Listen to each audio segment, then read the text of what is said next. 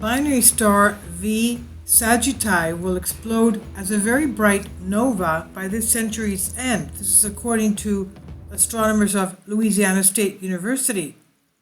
The faint star V Sagittae, or VSGT for short, in the constellation Sagittae, is barely visible even in mid-sized telescopes, but around the year 2083, this innocent-looking star will explode and it will become as bright as Sirius, the brightest star visible in our night sky.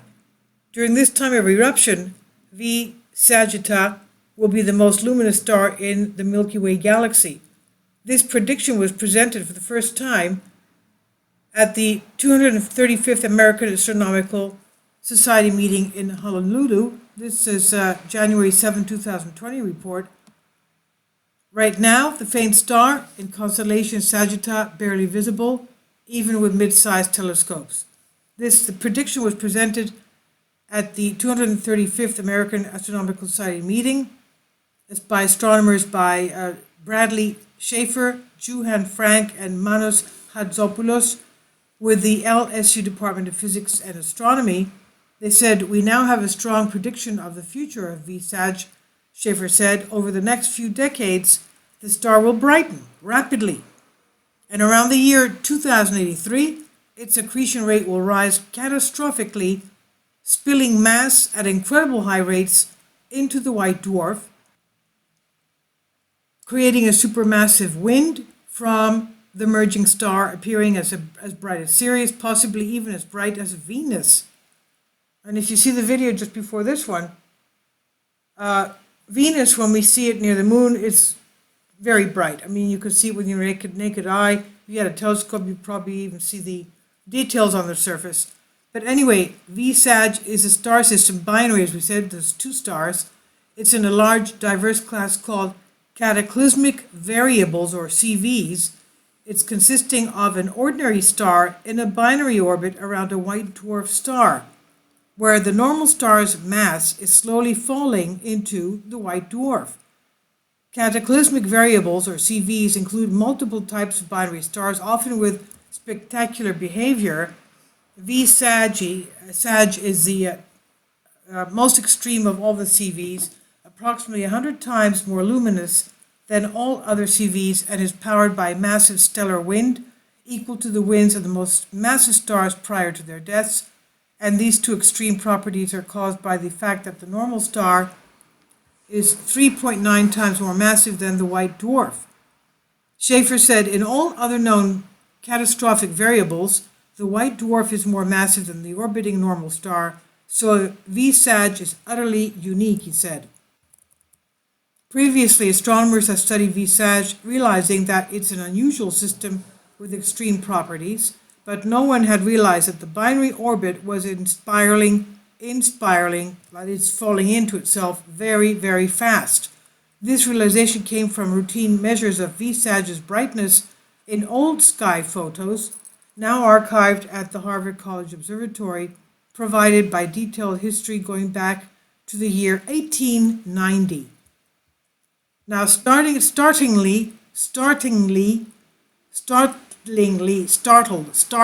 aghast, awesome, sorry.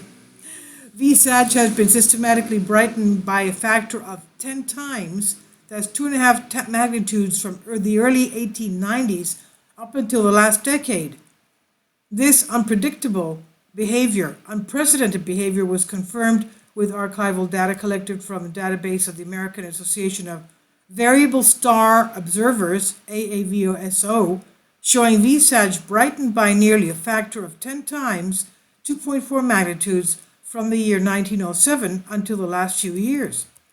VSAG is exponentially gaining luminosity with a doubling time scale of 89 years, said Frank. He said this brightness can only result with the rate of mass falling off the normal companion star increasingly exponentially, ultimately because the binary orbit is spiraling rapidly. Schaefer said, "In anticipation of this fast decaying of the orbit, the fate of VSAG is sealed. The critical and simple physics are derived from VSAG as having the companion star being much more massive than the white dwarf star, so forcing the rate of mass transfer to rise exponentially. And anticipating the next few decades, VSAG will inspiral at a rapid pace, increasing brightness. Inevitably, this inspiral will climax with the majority of the gas in the normal star falling into the white dwarf star, with all within the final weeks and days. And this falling mass will release a tremendous amount of gravitational potential energy, driving a stellar wind as never before seen, and raise the system luminosity just short of that of the supernova at peak. This explosive event will have peak brightness over a month, with two stars merging into one star. The end result of the merger will produce a single star with a degenerate white dwarf core, the hydrogen-burning layer surrounded by vast gas enveloped mostly of hydrogen. From this critical new input of the doubling time scale of 89 years, it becomes possible to directly calculate the future evolution of VSAG, all using standard equations describing the many physical mechanisms involved. Schaefer explains that the calculations give a robust answer to the brightness, with the in-spiral merger happening for the final merge event and will be around the year 2083. The uncertainty in this date is plus or minus 16 years, arising mostly from not having a perfect measure of the doubling time scale due to the large intrinsic jitter of the brightness of the historic record. Therefore, the merge will be approximately between the year 2067 and 2099, most likely near the middle of that range. Schaefer explains this VSAG will appear startlingly bright. I got that right that time, thank goodness. It will appear startlingly bright, I guess he loves that word, in the night sky. This is substantially brighter than the all-time brightness known nova at minus 0.5 just over a century ago, and the last time any guest star appeared brighter than Kepler supernova in the year 1604. Now people the world over can know that they will see a wondrous guest star shining as the brightest in the sky for a month or so, being pointed out by the arrow just below Cygnus the Swan. And this is by Louisiana State University, and it's on Science Daily. So I guess our grandchildren will be able to see this. The faint star V Sagittae, one of the binary star systems, and as we know, most star systems, from what they say, are binary, at least 30% confirmed, if not more. And a lot of people believe that even our sun has a binary star as well. So this is something to be looking forward to.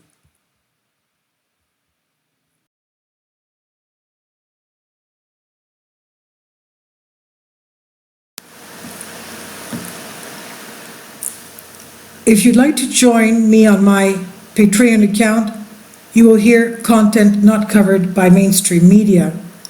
These riveting stories will be based on my research, and I will state my opinions and give my personal insight on diverse and controversial subjects and world events not covered by mainstream media, and not supported by YouTube guidelines.